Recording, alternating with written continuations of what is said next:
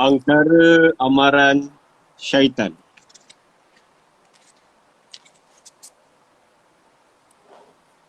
Kita berpisah. Kenapa? Sebab awak ni baran, cepat naik angin. Saya dah tak tahan dengan sikap awak tu. Siapa yang pandai-pandai cakap aku ni baran? Balas Fizi sambil menghentak meja, makan sekuat hati lalu menepis gelas yang masih berisi air sehingga jatuh berkecai di atas lantai. Suasana gamat di restoran sebelum itu bertukar sunyi. Jeda. Namun, Fizi langsung tidak mengendahkan semua pandangan yang melekap erat pada susuk tubuh mereka berdua.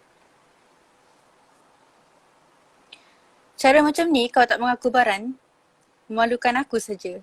Sudahlah, kita berpisah.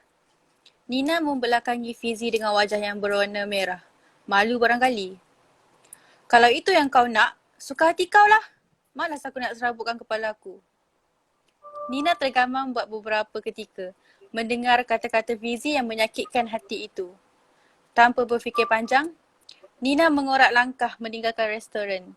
Berakhir sudah episod cinta antara Nina dan Fizi. Kelihatan linangan air mata di pipi Nina. Tetapi, itu tidak sama sekali mampu melembutkan hati Fizi untuk menarik balik kata-katanya tadi dan menerima kembali wanita itu dalam hidupnya. Hey, kau fikir restoran ni bapak kau yang punya? Suka-suka hati kau saja nak mengamuk, tak tentu pasal. Sekarang, bayar ganti rugi. Fizi menoleh. Seorang lelaki dalam lingkungan separuh abad sedang bercekak pinggang. Mungkin dia adalah pemilik restoran ini. Renungannya yang tajam itu langsung tidak menggurunkan Fizi. Ia umpama seekor rusa yang sedang merenung Raja Rimba. Tangan Fizi diangkat tinggi. Dengan sekali hayun saja, lelaki berkenaan terus tersembam menyembah lantai restorannya sendiri. Beberapa orang pelanggan yang terkejut melihat reaksi spontan Fizi itu memekik ketakutan. Fizi menyeluk saku. Sehelai wang kertas bernilai RM10 dikeronyok sebelum dilemparkan ke kepala lelaki yang masih terbaring itu. Nah, ganti rugi kau. Ujar Fizi dengan biadab. Cermin mata hitam di sarungnya sambil kaki melangkah keluar restoran bersama darah yang mendidih. Jam sudah menunjukkan pukul 8.20 pagi. Kalau aku pecut motor laju-laju, mungkin sempat lagi kot nak sampai pejabat on time. Dah 3 hari punch card aku merah. Kalau hari ni pun merah lagi, habislah kerja aku kena potong. Cis, ini semua Nina punya pasal lah. Hari-hari aku susah nak tidur sebab teringatkan dia. Pon. Woi, jalanlah lembab. Tengking Fizi pada seorang peronggang motor di hadapannya. Walhal lampu isyarat baru saja bertukar merah. Tidak sampai 1 saat pun lagi. Begitulah perangai Fizi saat kalut mengejar masa. Fizi memulas pedal minyak. Motornya memecut deras di celahan kenderaan yang tersangkut dalam kesesakan lalu lintas. Ada masanya, Fizi mengambil risiko dengan memasuki laluan bertentangan. Bertalu-talu bunyi hon kedengaran kerana dia nyaris menghentam kenderaan mereka. Nasiblah. Yang penting aku kena cepat sampai ke pejabat. Skret! Brek ditekan sekuat hati.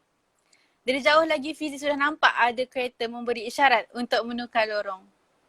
Tetapi Fizi enggan memberi laluan dan tetap berusaha untuk memotongnya.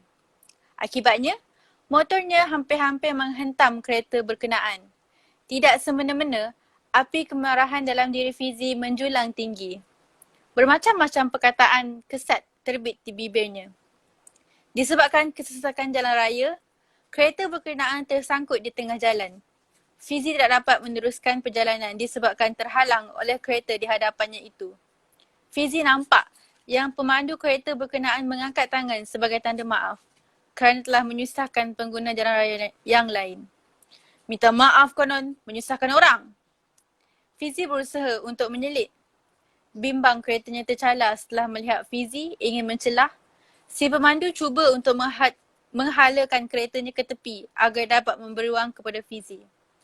Sedikit demi sedikit, akhirnya Fizi berjaya juga mencelah. Dia melempar jelingan tajam ke arah pemandu kereta berkenaan yang merupakan seorang wanita tua. Namun, wanita itu kelihatan takut-takut untuk bertentang mata dengan Fizi. Takutlah tu. Biasalah. Orang dah buat salah. Bisik hati Fizi. Pun! Tidak semena-mena motor di belakang Fizi menekan hon. Api kemarahan Fizi yang marak menyala bagaikan disimbah dengan minyak lagi. Dia hilang pedoman dan pertimbangan.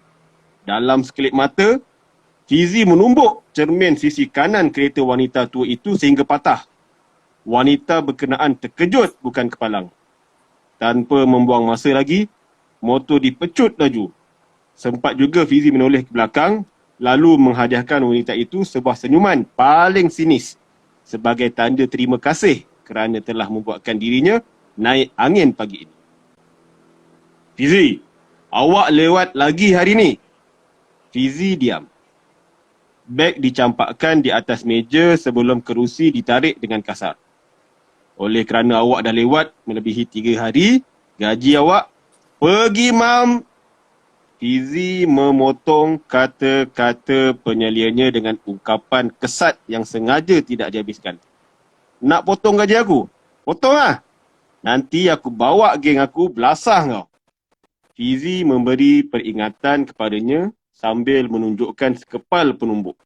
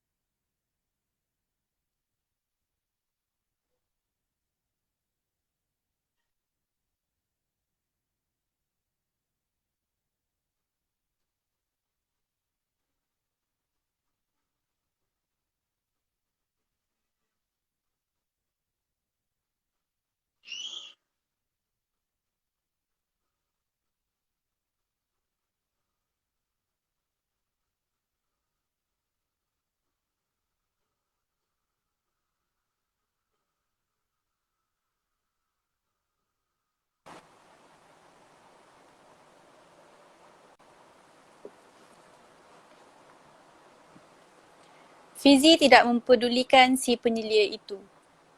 Sebaliknya, suis utama komputer segera dihidupkan. Syahid rakan sekerja yang duduk di meja sebelahnya memandang tingkah laku Fizi. Beberapa ketika kemudian, Syahid datang merapati. Bro, kau kemalangan ke tadi? Kenapa tak berterus terang je? Soal Syahid.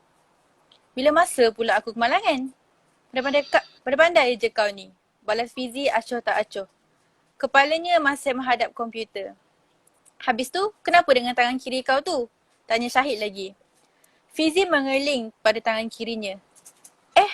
Bila masa pula buku 5 aku ni berdarah? Ada belahan luka di situ. Dia berpendapat mungkin ia berlaku semasa dia menumbuk cermin sisi kereta wanita tua di pertengahan jalan tadi. Tapi kenapa aku tak rasa sakit pun? Tak ada apalah. Luka kecil je ni. Aku pergi basuh kejap. Fizi bangun semula lalu berjalan menuju ke tandas. Luka di buku 5 kiri Fizi terasa semakin pedih sehingga tidurnya kerap terganggu. Apabila mata enggan lena, telefon bimbit segera dicapai.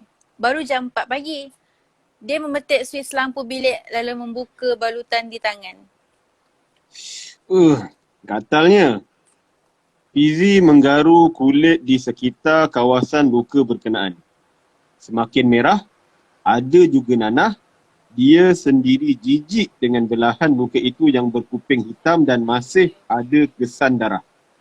Jika esok ia semakin teruk, Fizi bercadang untuk ke klinik. Tidak sanggup terus menahan gatal, Fizi menyapu minyak angin di luka itu. Kemudian, dia membalut buku 5-nya dengan kain yang bersih. Setelah itu barulah rasa gatal itu berkurangan.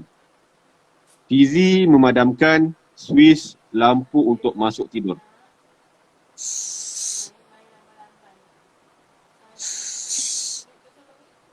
Berderau darah Fizi. Weh, bunyi apa tu? Bisik hati Fizi. Dia cuba untuk memasang telinga. Tetapi bunyi itu sudah tidak lagi kedengaran. Mungkin perasaan aku je agaknya. Detik hatinya lagi. Fizi berusaha untuk melelapkan mata. Tetapi selang beberapa minit kemudian, dia terasa seperti ada sesuatu yang sedang bergerak berhampiran dengannya. Sepantas kilat, Fizi bangun memetik suis lampu. Namun, tiada apa-apa yang mencurigakan di dalam biliknya.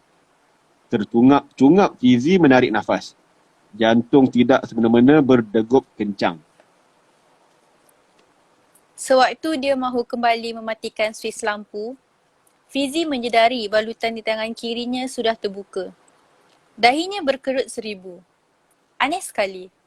Tetapi, Fizi mengandaikan kemungkinan balutan itu terbuka semasa keadaan kelam kabut sebentar tadi.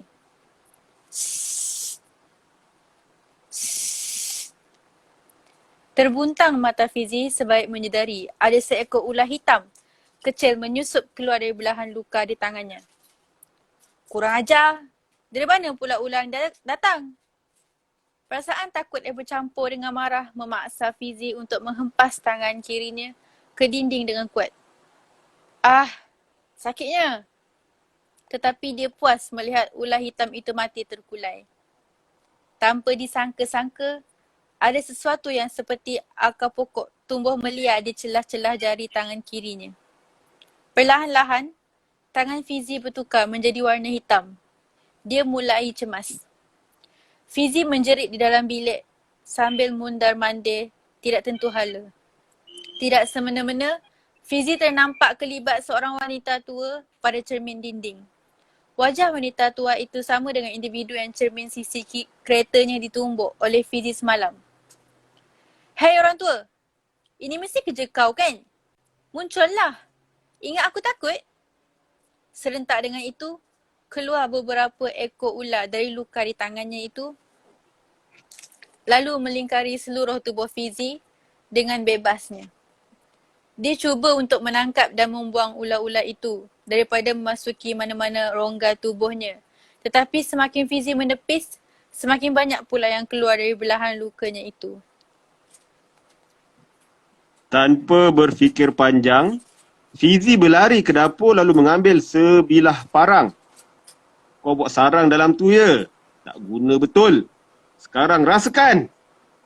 Pergelangan tangan kirinya putus dilibas parang. Darah memancut keluar dengan banyaknya. Fizi tertawa melihat ular-ular itu jatuh bergelimpangan di atas lantai.